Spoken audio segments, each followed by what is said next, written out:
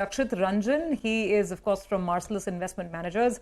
Rakshit, great to have you on the show. So, we're at an interesting juncture where mid-caps have simply been flying away. What a, great rally we've seen in the last 2 months. So you tell us, almost done with the first quarter of this year. So much happening, whether it's, the onset of the monsoons, whether it's the cool-off in commodity prices. Any fresh ideas, any fresh themes as we round up Q1 FY24?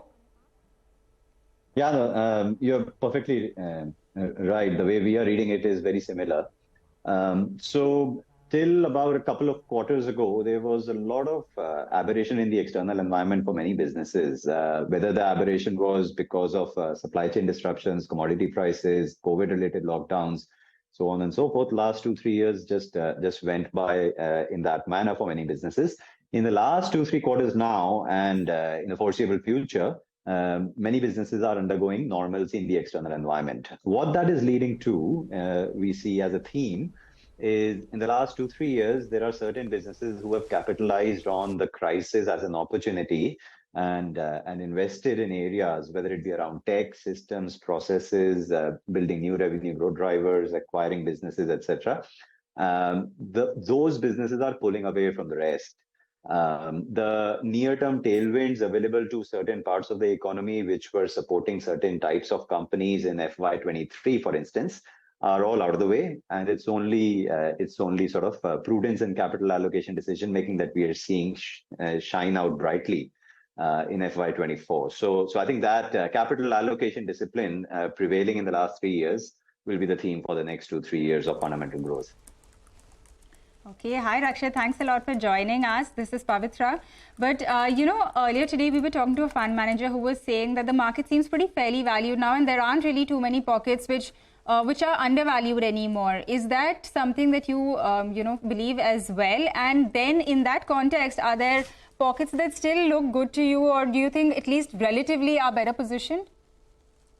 Right. So there are two sources of undervaluation that you, as an investor, might need to hunt for at any point of time in the market. One source is pure value picks, as you call them, as in businesses where PE multiples have corrected significantly, and hence you want to buy them until the PE multiple expands and reverses. The sort of traditional value picking, as they call it. The second type is where growth is underappreciated in the price, and hence there is undervaluation because there's a lot more to the business's growth momentum, the growth sustainability than the market appreciates. I think the first of these two kinds of value pickings is something that we saw in the last 12-18 months. That's out of the way. I totally agree with you. Wherever you saw tailwinds driving PE re-rating, that is out of the way, and hence I'm with you when you say other experts are also talking about value not being as easily available. But the second setting where you've got consistency of growth underappreciated in the share price, I think that's actually become even cheaper in the last 12 to 18 months, and that's where the attraction is. That's where I think in the next 1 to 3 years, a lot more money will be made than just a sort of mediocre quality company undergoing PE expansion. Okay. All right, Rakshit, let me straight away get to one of your most well-known holdings. I think you already know the question, right? I'm talking about Page Industries, because it led to a lot of debate in the fourth quarter as well. Of course, Page wasn't alone. Most innerwear companies had a bit of a rough ride. I think some of the other domestic apparel companies as well. But with Page, the discussion I remember was more around this software transition that they're doing, I think better inventory management. And there was a lot of disappointment, at least in terms of the stock reaction. So what is your sense? What's going on right now? Are you sticking to your entire holding, or have you folks trimmed any, adding any? Right. No, we are sticking to our holding. As a disclosure, Marcellus, for all its clients, we, with our own money, our family members and friends, all are invested in Page. So that's the disclaimer.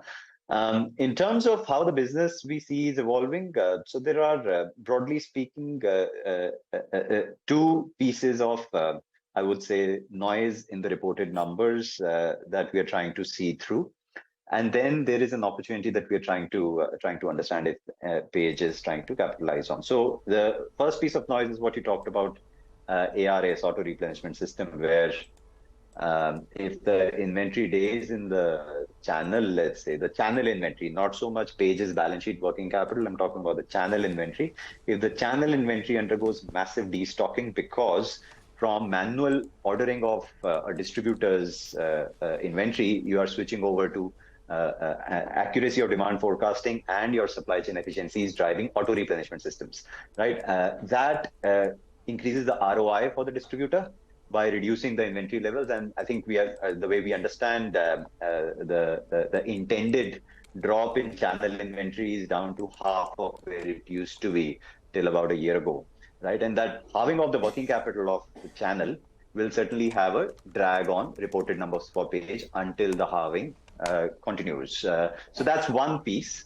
It's a short-term headwind, but provided a business has put all the building blocks in place to ensure that in an automated way, after the channel destocking is done, the supply chain works very smoothly, the upside is massive. The upside is in terms of the channel being able to deploy the freed up capital in areas which might actually include your own company's wider product basket.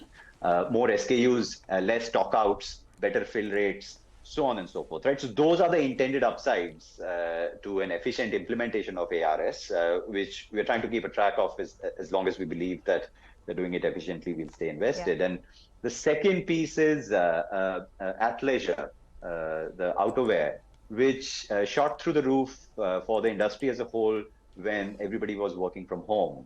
About a year ago, people started moving to offices from work from home, and that led to a drop in athleisure demand and people buying more of shirts and trousers rather than, let's say, track pants and T-shirts.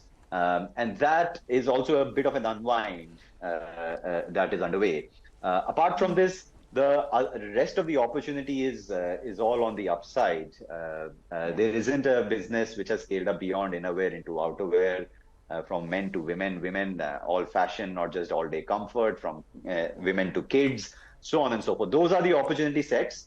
As long as this business captures them, I think the runway is long and healthy for growth, and most competitors might not be able to build the muscle the way we believe this business is trying to build. Okay, got that. Rakshit, great having you on the show as always, and thank you for taking out the time to speak with us. But we leave it there today and hope to have you back on the show soon. With that,